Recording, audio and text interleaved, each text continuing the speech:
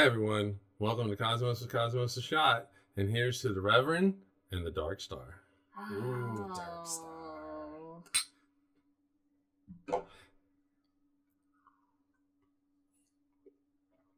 Better? It's delicious. It's so fucking good. God. Not Yes. 1972. Oh, All right. So, everybody knows Yes. that on July 5th, 1687, Principia, Sir Isaac Newton's Principia, oh, was okay. published for the first time. So And thank so, you, printing press. yep. So that's 337 and 1 days ago. Because it's Ace of Six, right? 337 years and 1 day. Yeah.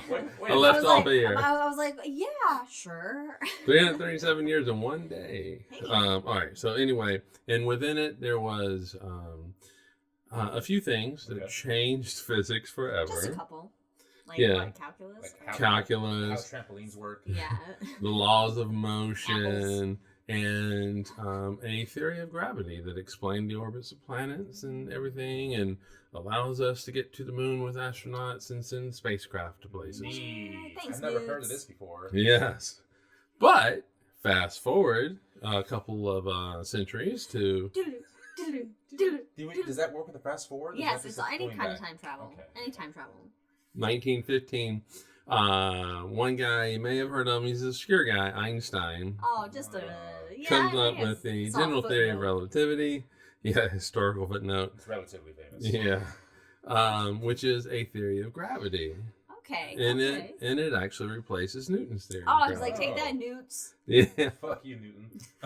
And this actually is a lot more difficult to use, but it does really... It works. It explains very Mercury. well. It explains Mercury pretty well. It perfectly explains Mercury. So, anyway, a year later, Carl Schwarzschild came up with the first solution for a black hole. Ooh. Something that Einstein never really liked. But anyway, Come on. but Schwarzschild comes up with the first solution of a black hole. And then a famous astronomer named John Wheeler would actually give it its name, black hole. Schwarzschild didn't call it that. John Wheeler did. And he is one of the guys who came up with the theorem for black holes, that black holes have no hair. Kind of like me. Hey. Anyway, so basically it's a weird way of saying that there's only a few properties that will describe a black hole. Baldies. Yeah. Any black hole that has the exact same numbers for the three, like mass, angular momentum, and electric charge, will look exactly the same, no matter what. They will look and behave the exact same way. Wow. So, anyway.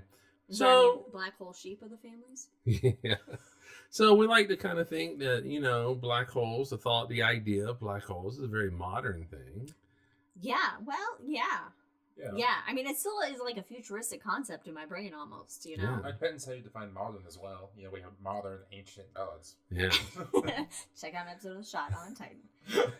However, in 1724, an English reverend named John Mitchell came up with the first idea of black holes. He didn't call them black holes, but he came up with the idea of Wow, it. look at really this. dark things in the sky. Yeah, and so he noted, quote, if there should really exist in nature any bodies whose density is not less than that of the sun, and whose diameters are more than 500 times the diameter of the sun, since their light could not arrive at us, of the existence of these bodies under either of these circumstances, we could have no information from sight. Well, we can't know anything about them. Can't know anything about them. Oh, They're invisible. So he used Newton's theory of gravity to basically kind of figure out the density of the sun. Because you can get the mass of the sun, about how far away that the sun is. You can get its angular diameter in the sky, and so you can calculate how big it is, which gives you kind of an average density for the sun. I still don't get how they do that in the 1700s, but all right. Sounds like dangerous work for a reverend to be doing, given what happened with Galileo. Right. That's pretty. I mean, 1689, yeah. anyway, the mass of the sun and distance all kind of pops out of Newton's equations, but then you can go like that really quick. I wonder how many people are like, By the thumb. Yeah, I don't recommend that, but then you can figure it out. Okay, yeah. So clearly people have. I'm just saying, my brain yes. wanted. So he was able to figure out the average density of the sun, and from there, able to apply Newton's theories of gravity and light. I mean, Newton came up with a bunch of shit. Yeah. And yeah. and he was able to He created say, the hey. first Pink Floyd album cover. That is,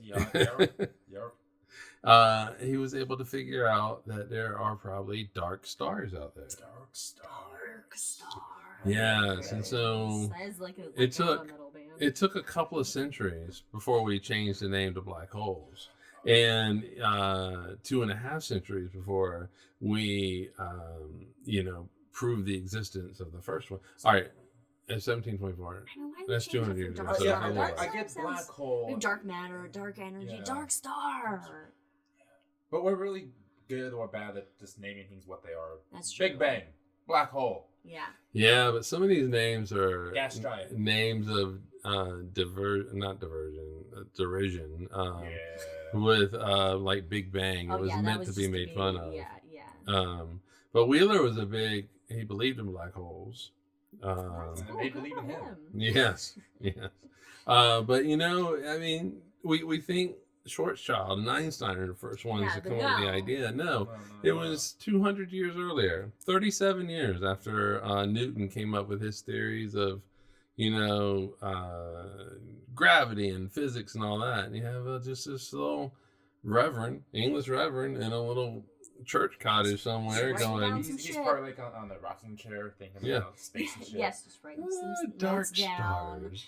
They get lost in some library somewhere until somebody discovers them hundreds of years later and goes, oh shit, this guy was thinking about atoms. Back at 300 BC. Yeah. So that is the Reverend and the Dark Star. So follow us in all the things. Check out episodes and other shots. And cheers. We'll see you next time.